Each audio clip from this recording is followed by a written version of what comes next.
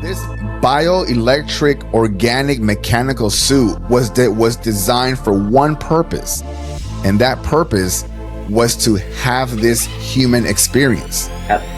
We have this suit can only perceive not even 1% of the light spectrum. Everything that we interact, that we see today, that you see, is off of less than 1% of light.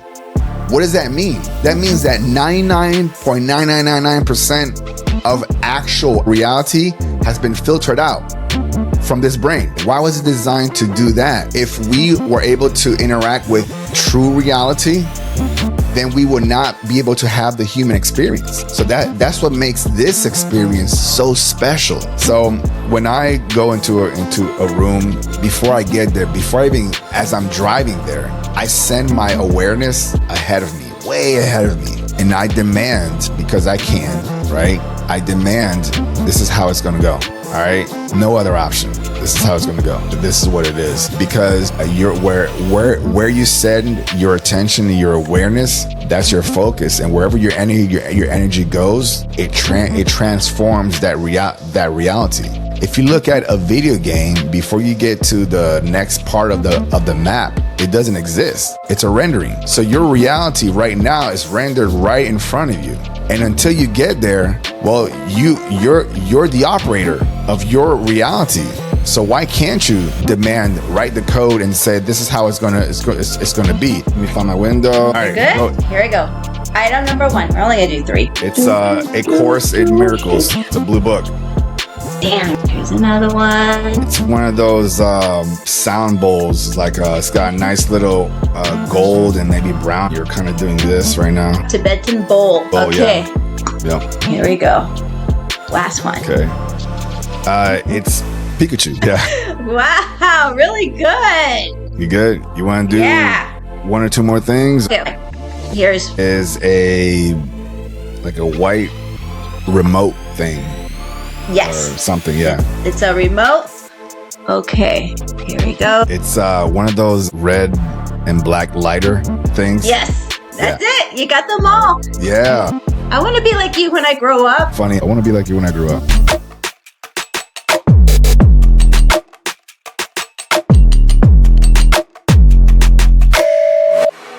Hey all, welcome to Guiding Counsel, and I have Cesar from Beyond the Frequency 369. Thank you so much, Cesar, for joining. I am so excited to talk to you because I love what you do.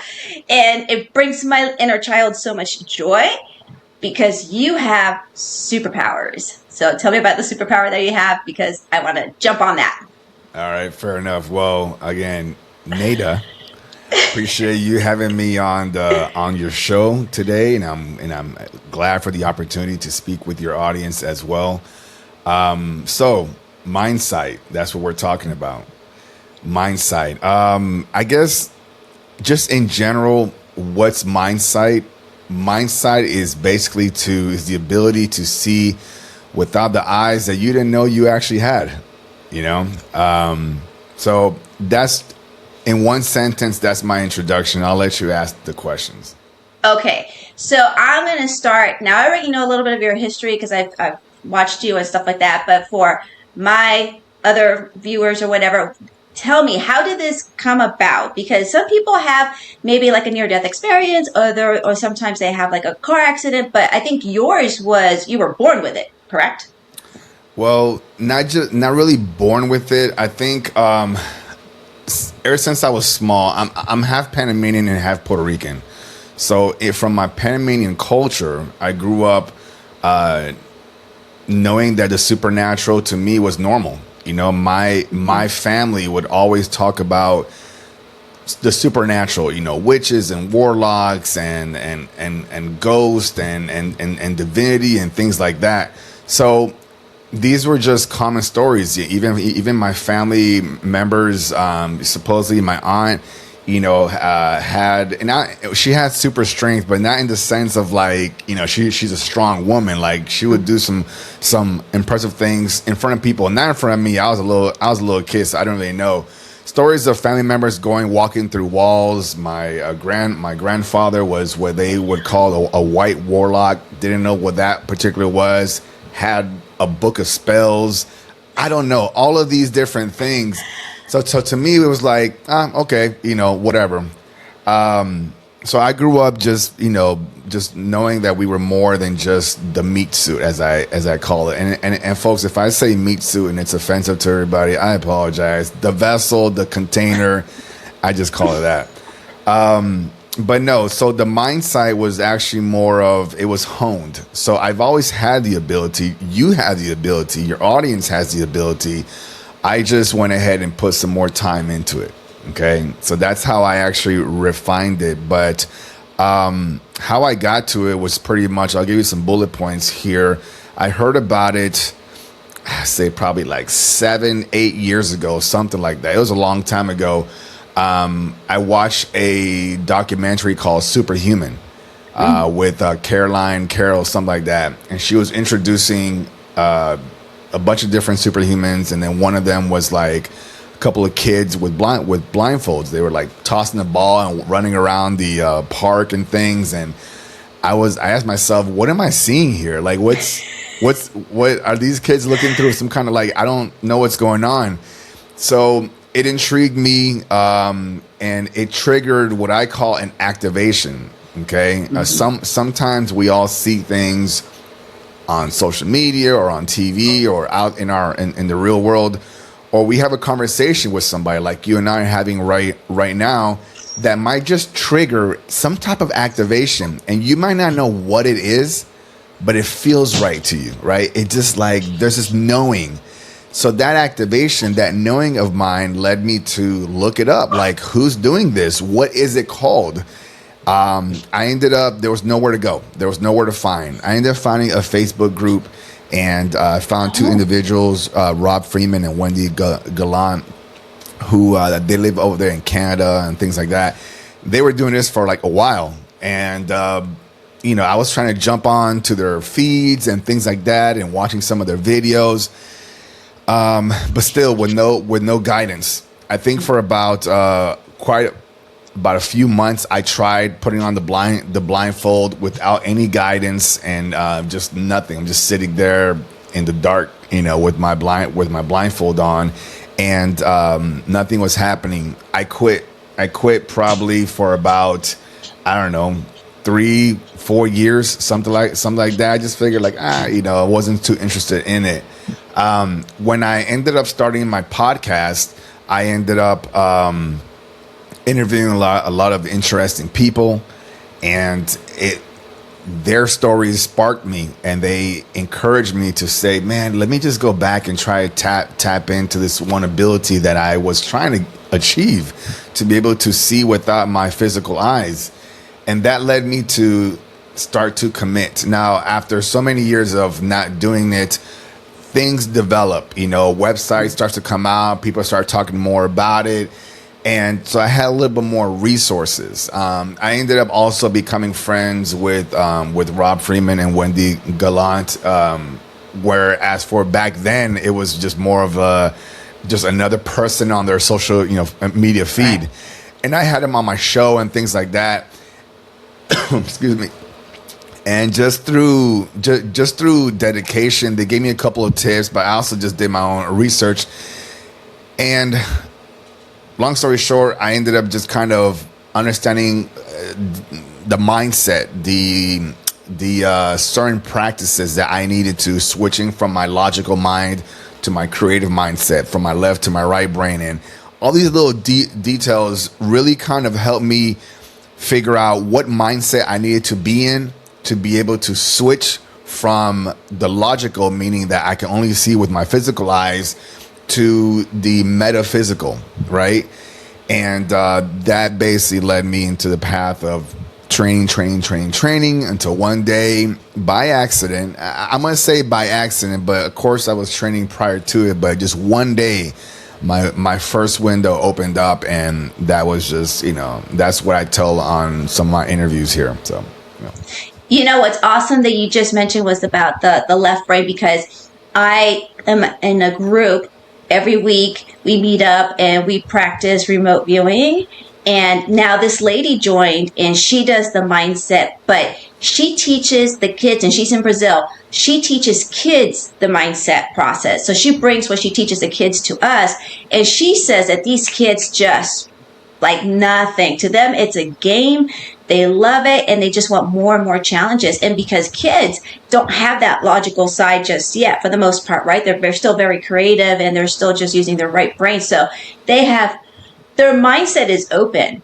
To them, it's a game. It's a lot of fun, and bring on the challenges. So it's something that you, like you just said, we are born with it.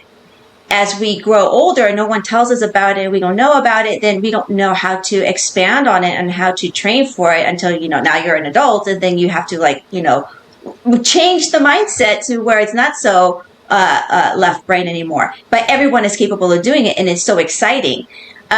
When you had this aha moment where it finally just opened up, what were you doing at that time that just kind of like clicked? Sure, yeah.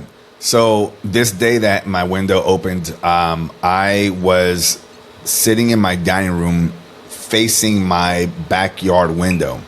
Now, I had this big window, and in my backyard, I have a pool, and then I have a pool cage and things like that. And it was just a nice sunny day, just really bright coming in. So it was one of my routine practices where I do some left brain, right brain exercises, probably for about 20 minutes. And then I put on my mask, and then I sit in front of the window. And the reason I sit in front of the window was because of the contrast. I'm in complete darkness. So hopefully when my window opens up, some of that light would just come in. That's what I was thinking. So it was another routine. I think I had about 15-minute, 20 schedule. And then from there, I was going to go eat breakfast. That day, I was getting some pinholes, like tiny little lights coming in this blacked out mask. Okay.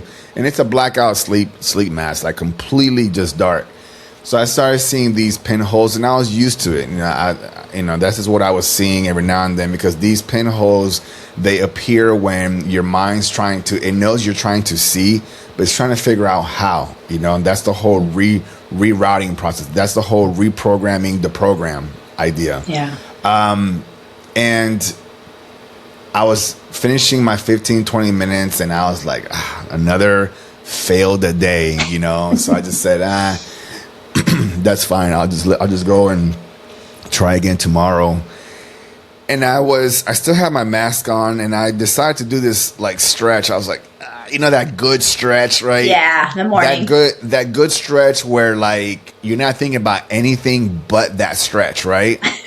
And in that moment, because I wasn't thinking about the end result of my window, I was just in that stretch. That's when my window opened. And I think what it was that in that moment I let go. Like I didn't care. I didn't care about what I was focusing on. And even though my mind was saying like, okay, let go, before the stretch, I didn't really know what that meant. When someone tells you to just let go, you think you know what that means, but what does it actually feel like? And I was thinking more of what it should be with my mind, and not what it should feel like. I wasn't putting those two together. So the stretching for me it felt good. I was like, I didn't care about anything. And then my window just opened up, and the first thing that I saw was the blue, and the blue was from the water, or and I was like, what, like, now, like, is that? So then I did this. I took it off, and I'm looking, and I looked at my mask. I'm trying to make sure, was there a hole in it? Like, now again, here's me thinking it's a blacked out mask, but I'm over here now thinking, did a hole just bust open, right? And not even thinking about the mindsight stuff, just really physically, logically trying to analyze what happened, right? Versus embracing what could have happened. And so I'm like, what's going on here? And I put my mask back on, and I just stood like this, and I faced back the pool, and I waited a second. And I think like less than a couple of seconds, and my window opens back up. And it looked it looked like if you had a bunch of eyelashes and then just kind of just separate. It just kind of opened up, and it was tiny. It was about the size of a nickel. Okay, so it wasn't a big. So everything's dark. Everything was black except for that one little window, which is, so if you take a nickel and you try to look through it, that's the size of the hole. And it wasn't a perfect circle. It was not like a perfect. It's like almost like a blob. I describe it more like the letter D. It's like almost a circle, but not. So the shape doesn't really. It's not really important. But a small little window. That's what we call it.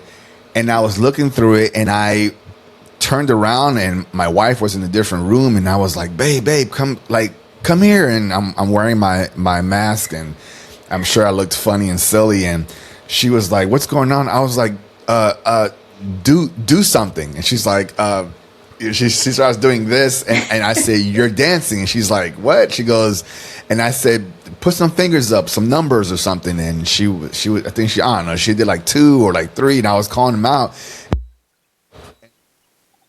Ooh. Oh, can you hear me? Yeah, I can hear you. Okay, yeah, something went off with my audio. So she was putting up the numbers and things like that, and she was like, "How are you seeing this?" And I said, I think I'm seeing through the blindfold." And she goes, "You think you did it?" And I say, "Yeah, I think I did." And I told her to do something else, and she did something else. And from there, it just took off. From there, it's never closed.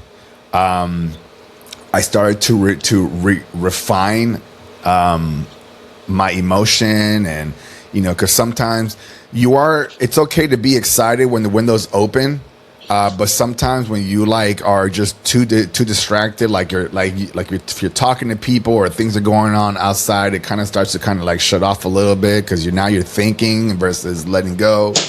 So things like that. But it was an exciting first day. Absolutely. I was going to ask you just that, because even in my instances of astral projection, I can't be consistent because I get excited. Like you're just like shoo, flying, and then I'm like, oh, I'm back. Because of the excitement, and it's hard to control that excitement. And now that you've progressed and you're able to regulate your emotions, is that window bigger now, or is it still like the nickel size blob? Yeah, good question. So it's about what I would compare to a size of a quarter, a little for my. So I have 2 windows. I have 3, but the back one it's now more of a blur. Take like a baking sheet, right? And put it in front of you, in front of a light. You can see light, but it's very opaque. It's very kind of blurry, right? That's what my back window is like now, because I don't really use it that much, at all, really. But it used to just follow the curve of my ear. So when I would look through that window, it would look like I'm looking through the crack of a door. And it would just curve and everything. So if I had an item behind me, I would have to move it around just to try to get the whole picture, right? Because I'm looking through the crack of it. My right window is a little bit bigger. I can pretty much see my whole screen of my computer. Whereas I used to be able to only see it through a hole. But my left window is still my dominant window. The window on this side here. It's still my dominant window. It's a lot clearer, a lot more vibrant. But it goes between a quarter, and sometimes it kind of goes a little bit bigger. But they're pretty consistent. So I am trying to refine my windows to not be separate, but come together to be just more of a bigger window, I guess. I'm trying to bring the 2 holes together and make them into a larger hole, if that makes sense. So when first of all, I didn't even know you can have a back window, so that's news to me. So that's awesome. Yeah. But the left, when you're looking, let's say you're looking at your computer screen and you're looking at your left and your right. So I'm trying to conceptualize this. So in your left eye, you see your one monitor, and your right eye, you see the same monitor, but on the right side. So you're seeing 2 different images instead of just one combined? No, that's a fair question. So, one thing for details, let's clarify. I'm not using my eye, right? It's your third eye, Yeah, basically. yeah, and folks call it the third eye. I don't call it the third eye anymore because just it doesn't feel like a third eye. So I just call it a window, like just a window, a different lens. Okay, so there's my physical eyes, and they have their those lens just like you do, and then there's my divinity, my soul eyes, right? Those are a different lens. So through those eyes is how I see. And no, it's not. I think you were asking, is it like two separate images? Yeah. It's still local, whatever I'm seeing, right? Mm-hmm. If I'm seeing in front, like how I'm looking at you, I see this side and I see this side at the same time. Okay, it's just not together. So it would be more like a window and then darkness and then another window, if that makes sense. So there's still darkness wherever the windows don't exist, and then I'm only looking. I'm finding the windows. Where are they? And then I look through them, per se. Not look through them with my eyes, but just that's what I use. The image that comes to me is kind of like a spider when it has all those eyes. Yeah, absolutely. Yeah. I like that. Use that, because I'll use the example of when my back window was more clear. When one time I was practicing with my wife, she was holding up some cards, and I'm facing her in the living room, and then my back is facing towards the backyard. And I have a table in the backyard with a cactus. And at one point, we're training some colors and some numbers, and I'm seeing her like I'm looking at you, and then all of a sudden, the back window, that crack just opened up, and I was seeing the cactus and her at the same time. Okay, now it sounds like it would be weird, but it's actually not. It felt very comfortable. It felt very actual. It felt normal. I was seeing both at the same time, so. What do you call it? I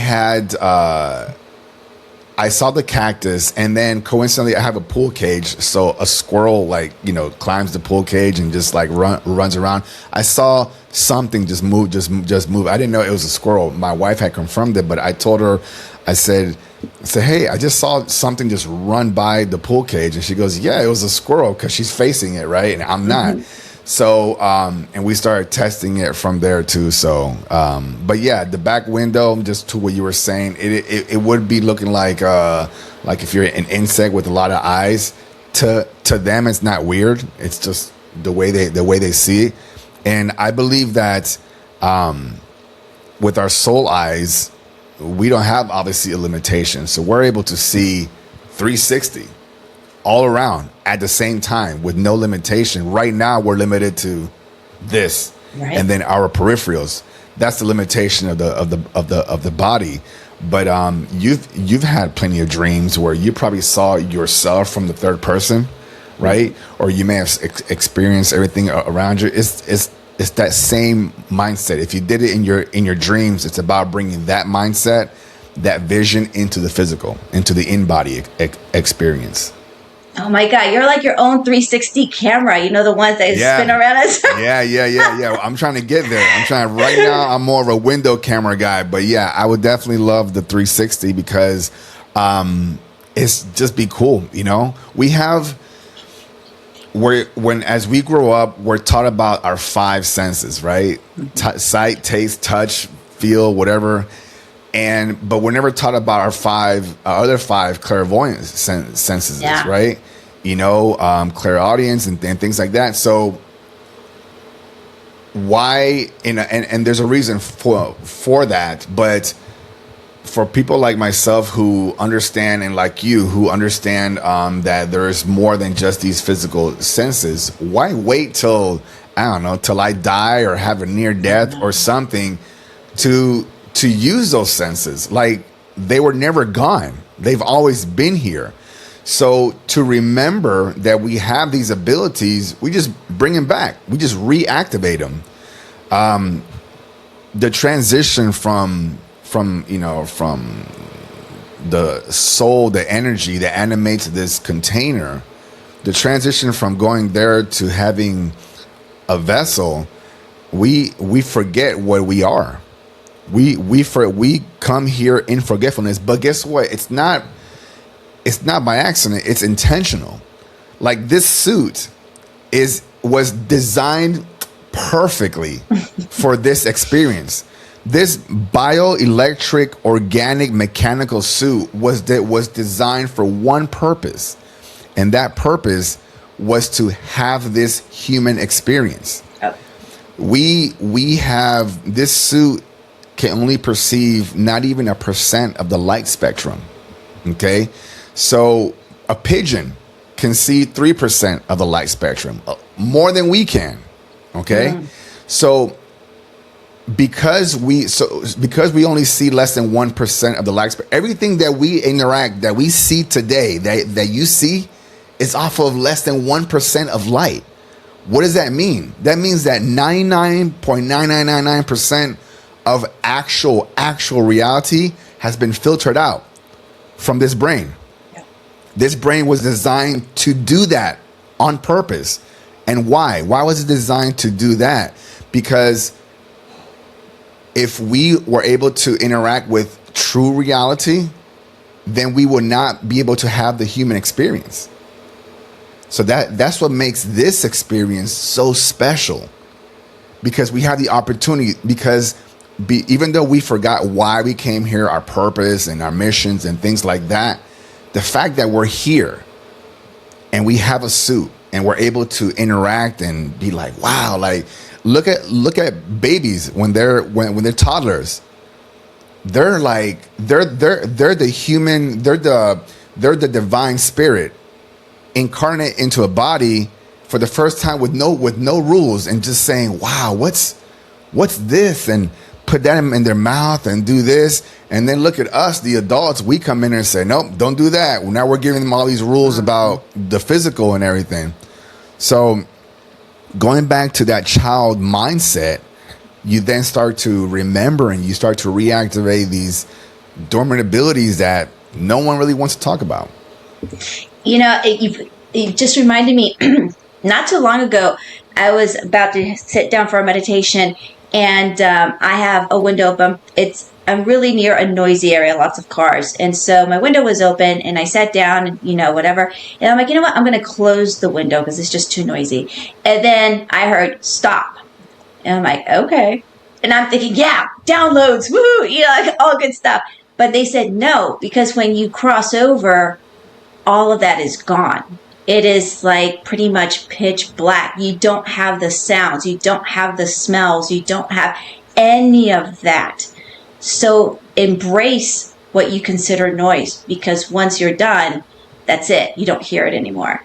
And that sent waves through me, because I was like, I forget that we are here to experience this, that when we're on the other side, we don't have those physical senses that you described. Everything is just there. Like you just exist, basically. And that's why you reincarnate back to Earth, or maybe you go back to other planets or whatever to have different experiences. But we need to embrace the fact that we do have these experiences with a touch and a smell. But because we've laid dormant for so long, we also need to start exploring all these other things. And to your point, it's not just the senses that we have, the clairs. It's the dormant DNA, right? What is it, like 99 or 90% of the junk DNA? 98% of junk DNA in our body, supposedly, according to geneticists and whatnot. Yes. So that stuff is dormant. Can you imagine if we can start like truly unlocking it? And I think when you acknowledge something and you practice it, that just opens up more. So to my next question, because now you have this, you've reprogrammed neural pathways in the brain. So what else can you do? Or are you just focused on the mindsight? It's a great question. So I'll answer first your direct question there, and then I have a point to make regarding the junk DNA. So right now I am also into telekinesis as well. And so that's now I want to say it's a different topic, but yes, I'm working on telekinesis as well. And I also leave my body. I don't know if you've known that from I talk about it on my podcast and stuff, but I'm an outer body explorer. So I leave my body and I bring back some of the outer body experiences into my in-body experience, because that's what you and I are having right now, an in-body experience. I want to say regarding the junk DNA, I just did I do live streams every Wednesday at 6:30 p.m. Eastern time. I'm in the Florida area, and on my YouTube channel. And a couple of live streams ago, I had a whole segment regarding junk DNA, and my understanding, my understanding of what junk DNA is I don't believe that we are 100% human. I believe we are hybrids. Mm-hmm. And that junk DNA, that 98% is over 2 or 3 dozens of different ETs from all kinds, from all different sectors of the cosmos. Because, excuse me, okay, let me drink this real quick. Yeah. Well, yeah, you're speaking my language. Let's talk Anunnaki. Yeah, Anunnaki. In the hybrid program. Yeah. So you are familiar with the Anunnaki, yes. But I believe that in the time of the Anunnaki, there was thousands and thousands of years where humanity was doing, labor and work and things like that for the Anunnaki. Mm-hmm. Well, in that time frame, we were just these worker resources. We weren't even considered anywhere in the food chain of command. We were just kind of these things that did stuff. And in that time frame, keep in mind that the Anunnaki isn't a race. Anunnaki is just a general term for what we call today an alien. Okay, a lot of people think that Anunnaki is these particular people. Anunnaki is just a term that they use, according to the Sumerian text, of those that came from the skies above. That's basically it. So anything, the giants, right? Basically the giants, yeah, just anything that just was, we say alien today, they said Anunnaki back then, and in that time frame, lots of aliens knew that we humanity existed. But one of the things that made us so special is the fact that we were compatible with almost any species. That means that ETs could splice their genetics and mix it with ours. So for thousands and thousands of years, there were plenty of ETs that were commingling with humans and making hybrids, right? Because why? Because they could. Right? That's what made us so special. Now, at some point that had to stop, and it did. And here we are now. And, we're like, we think we're the only ones out there and blah, blah, blah, all that stuff. But the point is that the junk DNA that they call today, it's illogical to believe that we have 98% of DNA, which DNA means something. DNA has memory in it, right? 98% of that is just floating in your body. No, there's no way it's just floating in your body, right? So we can activate it if we just so right now we're functioning on 2%, roughly 2%, right? It's more like a 1.8 something. If we could activate 5%, just 5%, I think that even 5% would even get us to like what Jesus or Yeshua status, walking on water. And 5% is, in the grand scheme of things, that's a lot. Okay, yeah. Just 3% more. If we could lock 10%, 20%,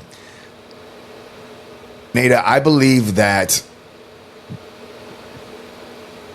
I believe that the reason that we are told that we are just human, right? We're not, we're weak and we're fragile and things like that. The reason that narrative sticks is because the powers to be, the other ETs or whatever is controlling the system, and we are more powerful than any of the other races that actually exist. But that has to be kept quiet for now. Because there was a point in time when the Anunnaki were around that the governance authority, which some would know them as the Galactic Federation of Light, yes, right? They had to put a pause to this because they're like, you guys are doing a lot of mixing with these races, and you're going to impede in their natural evolution. So let's have all of the Anunnaki, all the aliens leave, or some of them go underground, the reptilians and things like that. Everybody get out of the pool and just leave the humans there. Let them just evolve. Don't interfere with them. Just let them be. And in that process of letting us be and us trying to figure things out, we were never told about our true history. That you're a little bit of Lyrans and a little bit of Gray and a little bit of Palladians and, Archon. They didn't tell you any of that because at that time, what would you do with that information, right?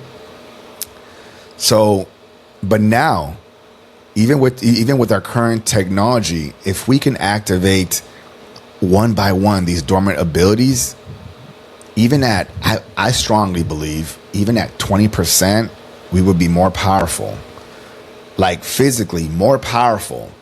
I think even at 10%, we would be able to regenerate limbs and things like that, because we have a lot of reptilian DNA in us. If you look at an embryo in the first trimester, between a human embryo and the development of a reptile, they look exactly the same. It shouldn't be like that. Why? Like, to another mammal, not even a monkey, we don't look alike in the first trimester. The first trimester, between the human and the reptilian, we look alike. And we have, for some reason, Ada, we have tails, right? We do. The coccyx. Tails.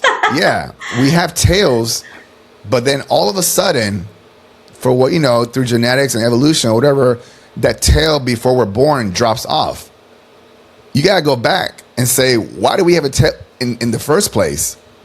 Because I believe strongly that that's part of the reptilian DNA, and we were tinkered specifically to do certain things, like a mutation that I don't think is normal for us, that people think is normal, is the fact that we continuously grow hair. Now people are just like, well, what's weird about that?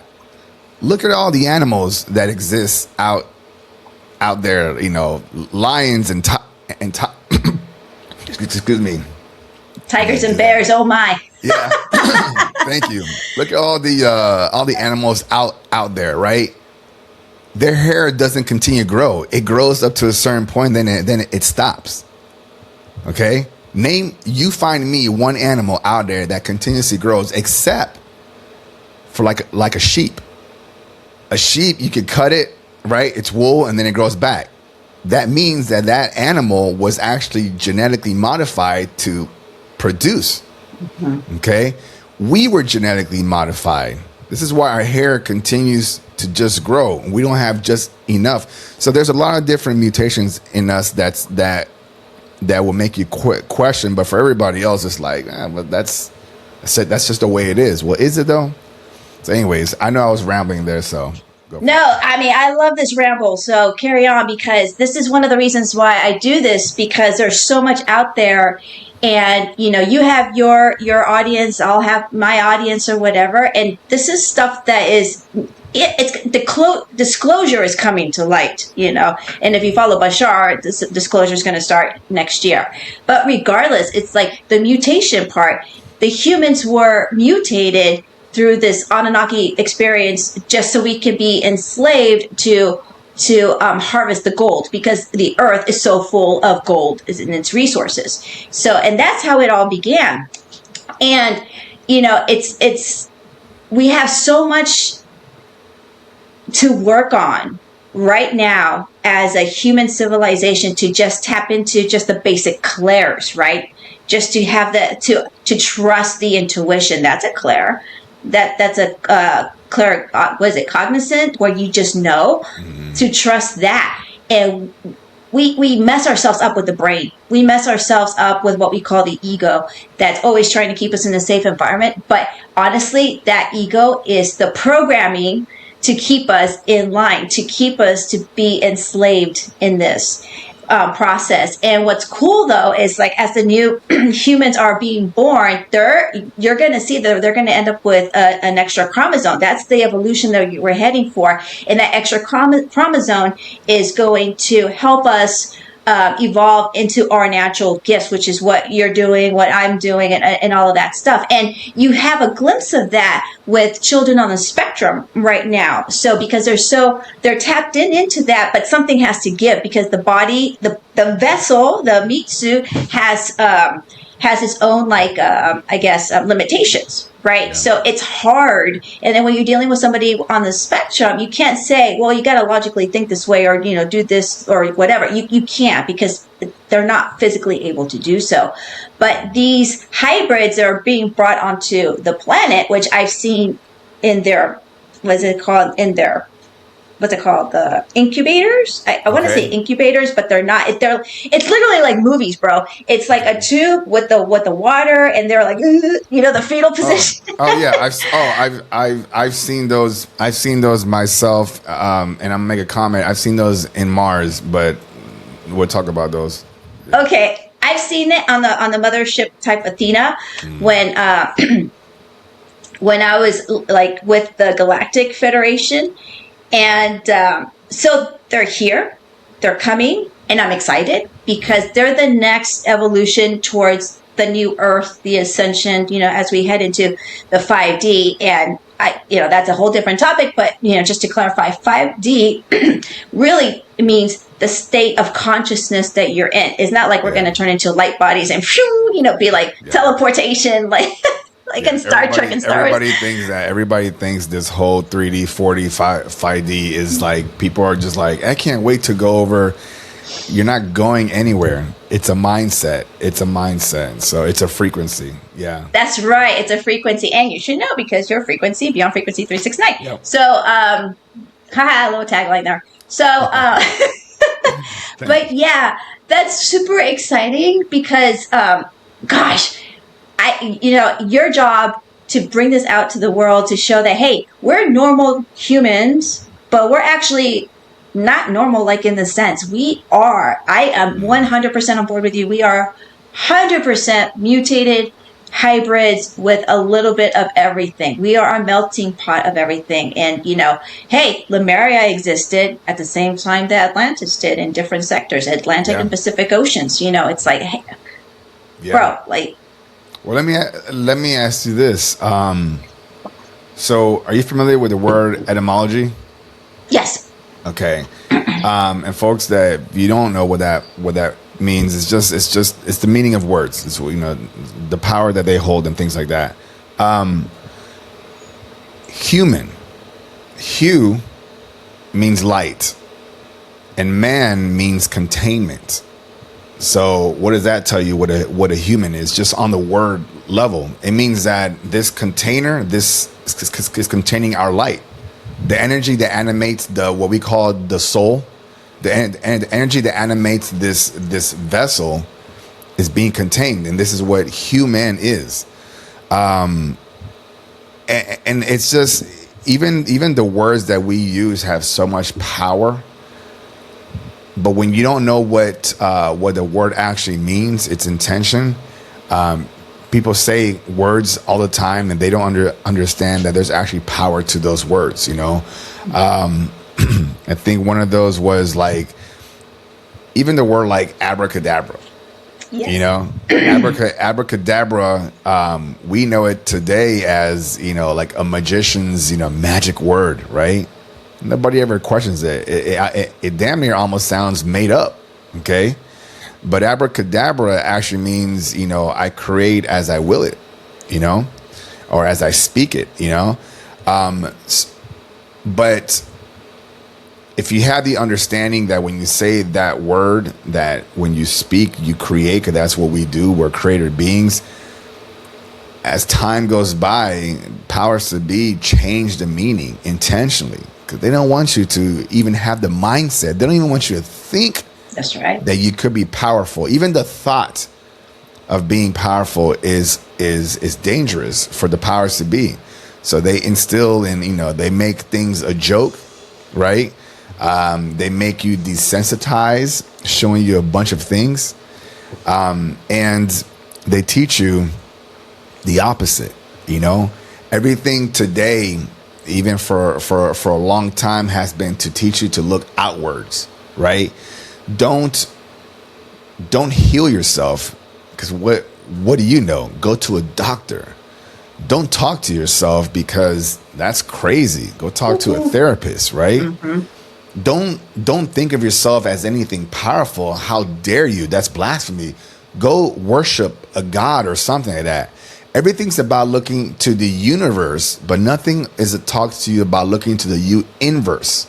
All right. There's a whole universe inside of you. There's a when we transition from light frequency into this physical dense frequency, we didn't pack our bags or anything like that.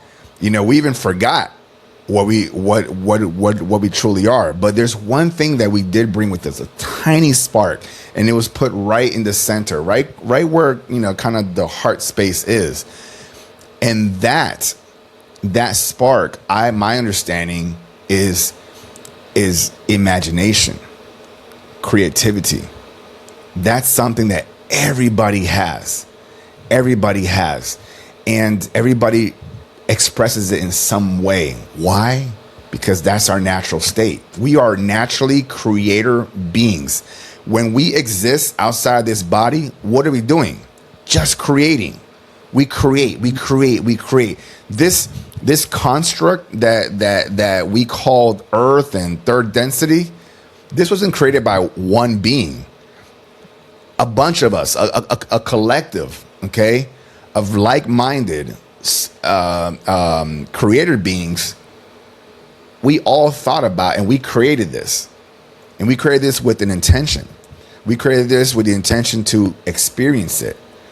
To be able to have if think about this, if you are an omnipotent being like we are, right? Like we truly are. We are these godlike goddess and goddesses with the lowercase g. And if we are these, again, powerful omnipotent beings, in order to understand the totality of what we actually are, we have to experience what we're not. We have to we got to take a time out and says, I understand I'm this, but this is all that I know. Let me go experience what it's like to die, to suffer, to cry, to be angry, to be triggered. The opposite of what we are. And what are we going to learn from that experience?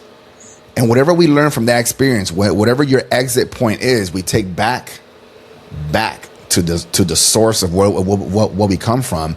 And that's how our spirit, if you will, evolves and grows, through learning through this experience. So I'm going to bring up something that I'm sure somebody's going to come up with, because it comes up all the time. Mm-hmm. It's like, okay, if we're creating this experience, right? What about the people that are suffering right now throughout the world? I mean, we're in a very intense time in our lives right now by design. I'm going to say by design. And so what I usually say, which I don't want to sound callous or insensitive, but it's like we each agreed to a specific role as we came onto this earth. So those people that, are in a war zone or whatever, they don't remember, but they agreed to be part of the bigger cause by this sacrifice, this experience that they wanted to have for the bigger cause. Yeah. That's what I believe. And I know it sounds very insensitive, and I'm not. Like, I'm really, like, I will spend, I mean, I have done my crying and everything that's happened in this world, right? But, I mean, I don't know. What are your thoughts with that? I'm with you on that. And for those that don't understand what you just said, it does sound insensitive. We all, and you're right, we forgot that we chose. We chose our beginning point and we chose our exit point. And in the middle of those two experiences, we have chosen absolute points. This is also another topic that I talked about a while back on one of my live streams, is that we have these absolute points. Just look at them like, if you look at it as a linear timeline, imagine it as a line. We have these knots, right? These absolute points that have to happen. And the cool thing about what we truly are is that we have what's called free will. So we're on this path and then we veer off, free will, and we go experience, right? We get off the beaten path, so to speak. But at some point, something redirects you back to that absolute point and you hit it. And then you go back and then you veer off somewhere else. And that's free will. So what are we doing? Wave, up and down, expanding and contracting, in and out, left and right, right? It's the duality. It's the duality. That's what this existence is. Duality. Duality means that, we experience the illusion of separation. You think that you're there and I'm over here, but we're actually in the same place. If you and I were a video game and you and I were avatars, you and I could be sitting on the same couch in the same house playing this game. You're over there and I'm over here, right? Just like the people that are across the water and stuff, or when you log in to play an online game, because I just thought about it because of your headset, right? if you're playing an online game, right? Sometimes there could be a bunch of people in one room on different computers playing the game, but in the game they're all over the place, right? All over the map. That's how we are here. We're all coming from one source. The unified field or source or whatever you want to call it and stuff. And we're having this human experiencing duality, experiencing fear. And we agree to it. We agree to it. So to your point, yeah, I think everybody definitely, though you forgot, there's people that are like, why am I suffering? Why am I going through all of this? It's, from my understanding, and I could be completely wrong, but from my understanding, at some point you wanted to experience this. People have a heartache about this conversation about why are we choosing this? Because you're thinking from the human emotional mindset. So when we say stuff like this, of course you're going to get triggered. You're in the in-body experience. It doesn't resonate with you. It feels off. You get mad. You get triggered. You're like, well, how dare you? You're talking and you're receiving through this suit. But if we were outside, if you folks that are listening and watching, if you were outside of your meat suit, of your vessel, you don't have those feelings. Not like this. This experience is more intense. It's more aggressive. It's dense. Okay? So where you feel like you understand what love is, it's not in anywhere in comparison to what you truly are. Because what you truly are isn't something that you are trying to understand or learn. You just are. You are unconditional love at its finest core. And that leads me to one more comment here, because I know I'm going off, but when people ask me, like, what do I think the ultimate purpose of us being here, I talked about love. And I think that's why we're here, to learn how to love. But in the sense of, we have all these opportunities where we get presented moments where we could do better, right? We've always had these moments where we get triggered and then you look back and you're like, man, I could have done that better, right? Every moment that gets presented to you, do you ask yourself this question? Do you use love in that moment? Do you talk to somebody with love? Do you act with love? I think that's one of the ultimate reason why we're here. Every time we're going to be presented these moments, if you show love in there, that's a point. Check. And that's how our soul evolves. I'm unconditional love, but in this situation, can I be that? And that's hard. That's challenging. That's the human experience. Not about how successful you were or what legacy you left behind. That gets forgotten. How many times did you get the opportunity and actually acted in love?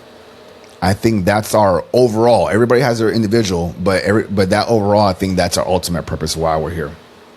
And I think that's when, a lot of people say, remember who you are. And you're like, anyways, I can barely remember what I just had for breakfast, right? So it's one of those things. I agree with you that the ultimate purpose is to remember that at the end of the day, all that exists is this unconditional love, and everything else, this distraction, this noise, whatever, is something that we conjured up to take us away from that love. So again, it's by design. And then with the layers of it is transmuting the energy. So whatever anyone is going through right now or has gone through in the past, there's a transformation of the self, which is like a scaffold, which continues to move you up into this remembrance of that we're here to experience love. And I think we're at a point right now where that's, you've chosen a path. Either you're going to remember or you're not. One way or another, you're going to be forced,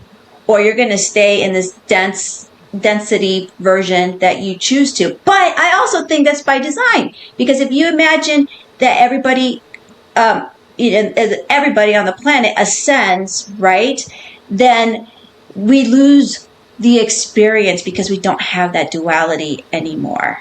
So if you have come to a place in your life where you're unconditional love, you're still going to have those people, circumstances to try and challenge you, because it can't go away. You can't have light without darkness, and vice versa. This has to be the duality. And I also sometimes use the analogy of like Star Wars, where you don't have a Jedi fighting a stormtrooper. That just doesn't make sense, right? So as the light gets brighter, you're going to level up too with the challenges as well. They're just going to look differently at that point. And then the stormtroopers will fight their own, whatever stormtroopers fight, the regular army. But you really level up. And so it's hard because now your awareness, I don't know about you, but it's draining 24/7. As soon as something comes into your mind, you pause and you're like, okay, where did this come from? Let's shift that mentality or whatever. And that's something that I'm online 24/7 doing, because thoughts just run through your head all the time. And they without you realizing, you've already spent 10 minutes on that same thought. And when you lose those 10 minutes in that thought, whether it's negative or destructive or whatever, you lose sight of this unconditional love that we're trying to achieve. Because the more regulated you are, well, I'm not going to say that, because all these gifts are available regardless, I think, of whatever state you're in. But you have more access and more maybe control of the experience of the abilities when you're in a regulated and calm state. It's a focus. So like imagine we're like the wave is this big, okay? So imagine the wave is this big, and so we're scattered all over the place. We're trying to do all these different things. We're not focused. And as we meditate and learn to hone that attention, that awareness, it starts to refine itself to becomes a lot cleaner, and then you're tapped in. So For the most part, a lot of people are just spread out. The wave is too big. The frequency is too erratic and stuff. And we want to harmonize. I look at frequency and vibration as a latitude and longitude. So you have to raise your frequency and then vibrate at that frequency. Right.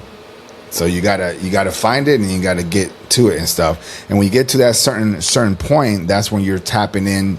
You have access to whatever frequency is at that level. That's it. So, and I'm gonna ask. So, what is how do you know you're in that frequency? Because everyone talks about frequencies and vibrations, but what is the frequency? There's so many frequencies. Like when you're tapping into like channeling or whatever, you're more than likely in the gamma state, right? When you're in meditation, you're in a theta state. What is the frequency that would be the key to unlock all this stuff? It's a good question. So I'll answer it this way. The way you were describing it, the theta, gamma, beta, like all these, right? That's the way you look at it with your logical mind. Okay. Mm-hmm. I understand that too. I don't look at it in that sense, but when you're explaining it to other people, that's probably best way to explain it. The way I look at it, in my understanding, is you have this feeling. You start to notice things and you start to sense things differently than other people. You're more tapped in. So to fast forward, if you're starting to receive downloads and you're aware that they're downloads versus somebody else who just think they had a good thought, like that's how you kind of know where you're at when it comes to frequency. Another way that I can identify where I'm at is the types of conversations that you're having with certain people. When you walk into a room, so we have this toroidal field, okay, this bubble that surrounds us. It's our electric-magnetic field that gets generated through mind-heart coherence. Okay, as long as these two are functioning, we have this field. That's the dimensional space we live in. So we're actually walking around these bubbles, and when I say bubble, just to kind of put it into context, but there's this large field of ours, and this is our space. I believe that when you walk into a room, your divinity self, your expanded self, sees all the other divinity spirits in the room. Even before you even get to the building, you just say hi, right? And when you walk into that room, you get this feeling. You just know something's either off or something's right. Or you scan the room real quick, and for some reason, without somebody interacting with you, you're like, I want to talk to that person. Like these are, when you are aware of how that actually works, you're tuned in. That's the frequency that you understand versus the person that you came with that might not even be. They're just like, all right, where's the party? Where's the drinks? You know what I mean? Like they go towards that and stuff. So when I go into a room, before I get there, as I'm driving there, I send my awareness ahead of me, way ahead of me. And I demand, because I can, right? I demand, this is how it's going to go. All right? No other option. This is how it's going to go. This is what it is. Because you're where you send your attention and your awareness, that's your focus. And wherever your energy goes, it transforms that reality. If you look at a video game, before you get to the next part of the map, it doesn't exist. It's a rendering. So your reality right now is rendered right in front of you. And until you get there, well, you're the operator of your reality. So why can't you write the code and say this is how it's gonna be? People call that manifestation and things like that. It's a label. As humans, what do? We categorize everything. We label things. Good and bad doesn't really exist. What does exist is the experience. My good might be your bad, and your bad might be my good. And good and bad morality is based off of your culture, your understanding, your feelings. There really is no good or bad. Even the worst things, even right now, people dying and things like that, those are just experiences. That's what they truly, truly are. You know, but some people get too confused, be like, some people probably heard me just say that and didn't hear nothing that I said before that. All they heard was like, what? You think dying's okay? Guys, catch up, okay? I'll make sure to just make that short so that way you just say, it's, dying is nothing. Sure. Skew it. Yeah. Go for it. No, that's... I think at the end of the day, when we're just encompassed, we've talked a lot of different things, man. This is awesome because we've talked like almost everything. Yeah, I go everywhere. Sorry. So me too. No, I'm the same way. My brain works just like yours. But I think at the end of the day, I'm gonna like try to summarize to the best that I can. Is that we all have this human potential. We are superhuman, just like Dr. Joe Dispenza wrote on his book, Superhuman. But even beyond that, we've known for all lifetime that we have these capabilities, and we have dormant cells. We have a dormant mind that we are not even tapping into 1%, less than 1%, because we are so tunnel vision with what we see in front of us. When we have the ability to perceive and receive everything around us, of like universe, cosmos, like everything through the form of what we call consciousness. But we are at a point now where it's time for us to level up if we choose to level up, right? Yeah. And tap into those things that can enhance your life, your perspective, and your concept of self. And at the core, at everything at its core, it just comes down to remembering that we all come from the foundation of imagination and love. And we have these bodies here to just allow us to play this game of life. But inside, we are imagination and love, and we are capable of so much. We're just limited by the vessel that we carry. You said that very well. I like it. Hey! Good job with that. Arsenio Hall. Do you remember Arsenio Hall? I do. You do? Okay. Yeah. Sorry. Sometimes I age myself. My bad. You're good. Yeah. I remember. Yeah. On his show, he like, yeah. With a finger. Yeah.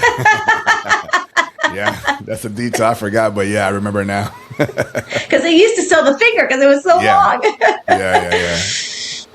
Anywho, Cesar, this has been the most awesome, epic, and I know that I can probably go hours with you with everything. We can probably talk about more Galactic Federation, about the praying mantis, about, all sorts of different things. And you're practicing telekinesis like I am. And, I do have a question on the astral projection, because can you do it at will? At will, in the sense, I would say I can do it in under 20 minutes. Let's just put it that way. Dang, that's so good. Okay. Yeah, but you have to do that for like, you have to understand what the trigger is. So,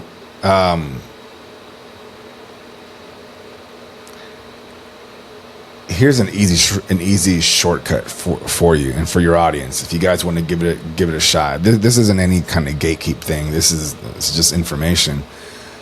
How many times all of you have an alarm clock, and in the middle of the night or early in the morning, you've all had moments where the alarm goes off, and what do? You shut it off and you go back to sleep.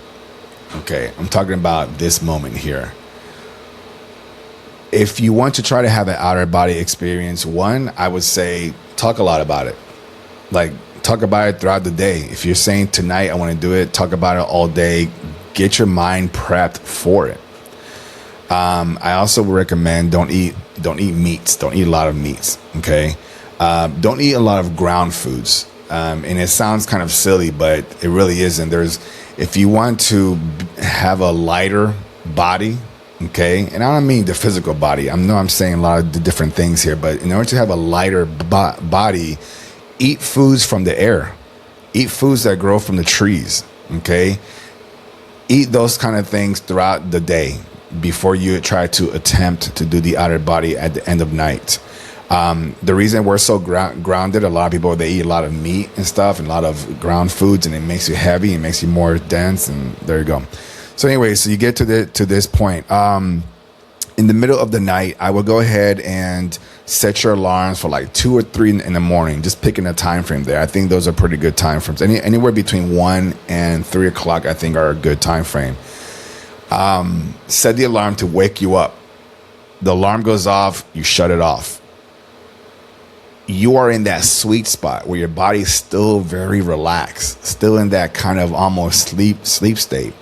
So that helps you. That's a shortcut to skip from having to do the whole trying to relax your body and laying in your bed for hours and listening to Monroe tapes and whatnot. I'm giving you a shortcut to get to that sweet spot. So alarm goes off. You're in that relaxed state. Lay back in your bed. Turn it off. Lay back in your bed flat. Keep your hands off to your side, but don't touch your side, and have your feet a little bit spread apart. And just relax, because just like you would hit the alarm and go back to sleep immediately, in that moment, instead of going back to sleep, you want to keep your mind awake, but let your body go to sleep. Okay. So you could say something along the lines and find out what's more comfortable for you, but body asleep, mind awake. Mm-hmm. Body asleep, mind awake. Something simple that is not too long and too wordy and stuff, right? Because then you're thinking a lot. And just keep doing that. What you're doing is you're setting the intention for what you want. I want my body to go to sleep and my mind to stay awake. And within minutes, if you get it right, within minutes you're going to start feeling your body's going to start to, well, you're already in that sweet spot. So you should start feeling your body starts to tingle, okay? But tingle more in the sense of it's like your molecules like kind of shaking, separating themselves from your body. Other folks might have other different experiences, and that's fine. Just go with it. But if you're in that sweet spot that I'm talking about in particular, it should just be more of just of a separation. And when your body falls asleep, some of you may go into sleep paralysis. And that's okay. Sleep paralysis means that you're paralyzed. You can't move. And it's probably going to feel like you're dying, but you're not dying. You are not dying. Just to be clear, it's going to feel that way because your body's asleep.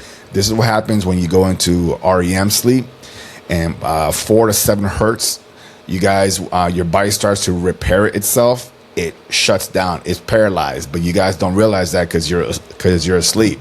But this time you're going to realize it because you're awake. All right. And then when you are aware of that, at that point, you're going to know, you're going to have this feeling that you haven't had before. And whatever that feeling is to you, I want you to try 2 things. I want you to physically imagine yourself just rolling out. Okay. Just roll to the side, with intention. Or simply just sit up. Literally, like if you're sitting up from your bed, just sit up. When you do either one of those, I want you to do one more thing. I want you to look back, and I want you to confirm and verify that your body is laying down. That's how you know that you're out. And we'll stop there. Okay, excellent. I know that that's the method, and I haven't done it because the times that I have, I just pass out, even though I try to do that because I just, once I'm out, I'm out. Yeah, you can. Yeah, most folks will. Yeah. Yeah. All right. Before we go though, I want you to do the mind magic, the mindsight magic. Do you have your blindfold? My blindfold's in my closet. I can grab. I forgot what we were going to do. Let me grab my blindfold. 1 second.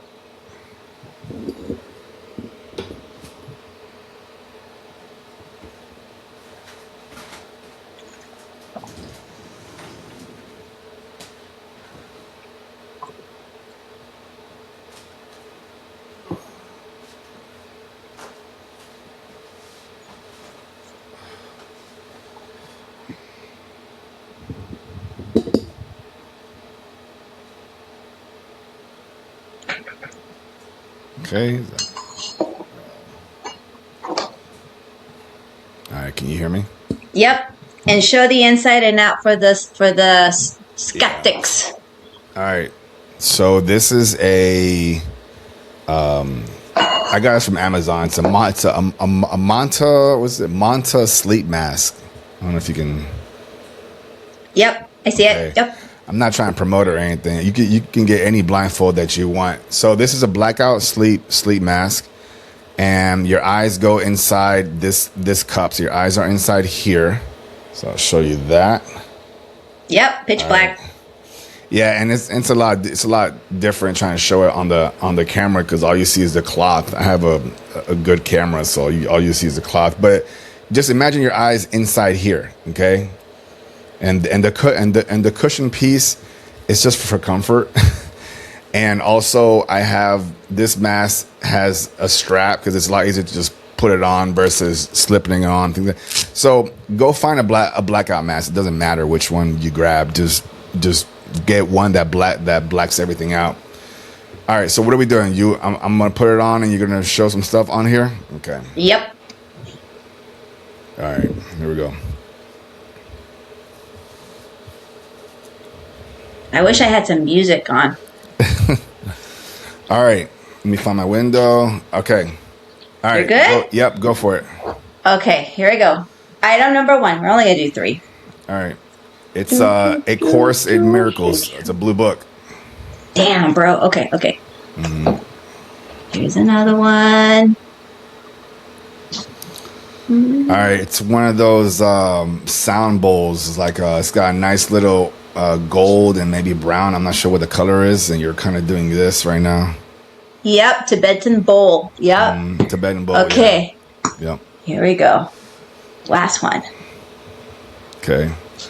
It's Pikachu. Yeah, Pikachu. Yeah. Wow, really good. You good? You want to do one or two more things, or? Okay, fine. Here's. All right. It is a white remote thing. Yes. Or something. Yeah. It's a remote. Okay. Here we go. All right, it's one of those red and black lighter things. Yes, that's it. You got them all. Yeah. And yeah. Look at you. I want to be like you when I grow up. It's funny. I always tell that to people. I want to be like you when I grow up. It's it's how do I say? It's cool. There's a lot of different stories behind stuff that I've seen through the lens, but I'll be honest with you. Folks think my brother even asked me whenever I started telling him that I could do that. You know, he's very grounded, so he was like, "Okay, so what are you gonna do with that?" You know, right? And it's a fair question, right? Yeah. You can show somebody something amazing. You can show somebody telekinesis, and they see it move in front of you, and they'll be like, "All right, so now what?" Right? That's to go back to one of your questions, like how do you know what frequency you're in? That's stuff like that. That's how you know. That's how you know you're in a different frequency and stuff.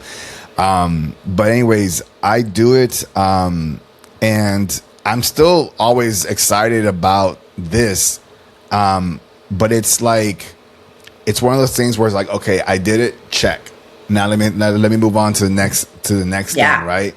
That's how that is, and it doesn't devalue this ability at all. Like I do it, you know, but it was like super exciting, super cool. Like, oh my God, it's my world for a while, right? Until I did all these different things, but then you start to normalize it. That's the key thing here. It becomes normal that, like, you notice, I don't take me a long time to prep. I don't do a meditation. I don't do like chanting words, la la la. You know, like I just put it on because my mind has now been reprogrammed to say, just like you're moving your finger, like it's just part of you, and that's the important part of unlocking these dormant abilities. Unlock them, normalize them, and then just keep going forward. To be able to have these abilities in the in-body experience just makes this experience even better. Yes. So why wait, right? Why wait? Why limit yourself? Move on. There you Definitely. go. Yeah. And that's why I like showing people, because there's so many things out there, and there's probably some stuff more that other people are doing that you and I are not aware of yet, right? Yeah. I mean, Stan Lee used to have that show on TV. Yeah, Superhumans. Superhumans. Yeah, I used to like love that too. Yeah. And it's just like, whoa, we got to find more of those people. But here we go. They're out there. Check out my my channel. You're gonna see a lot of those people there as well. I have a guy, a friend of mine named Chris Fazio.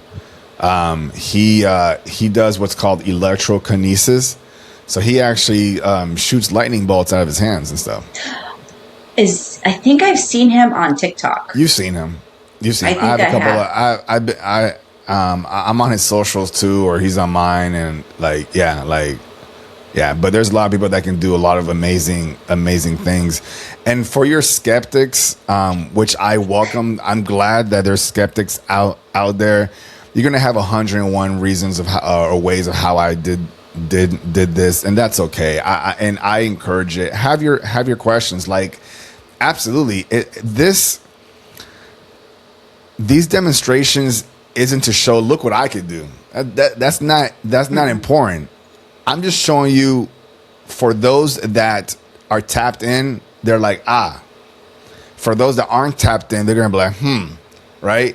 That's okay. The fact that you took that moment, whether it's the or the the fact that you took a moment to think about it, now you've just been activated. You've been activated, because what does that mean? You're gonna search, you're gonna question, and then you're gonna find things that you didn't know about. You're gonna be like, right? And some people might say, oh, he's wearing earbuds. He was getting, somebody was telling him, folks, it's just me in here, but that doesn't matter. It doesn't matter to you and stuff, okay? I'm actually wearing these because I'm doing an interview, but but still, it's always fun. People are going to have things, and that's cool. As long as you're talking about it, that's the point. Yeah. No, that's right. It's all about awareness. You know, where the person, the skeptic, whatever, you watching this or just hearing about it, it's already, the seed has been planted. Done. That's it. Yeah. Done. We move on. Yeah. Yeah. I love it. Yeah, I love that. Yeah. Okay, Cesar, thank you so much for everything. This was a dope conversation. I thoroughly enjoyed it. I hope we can do more later on.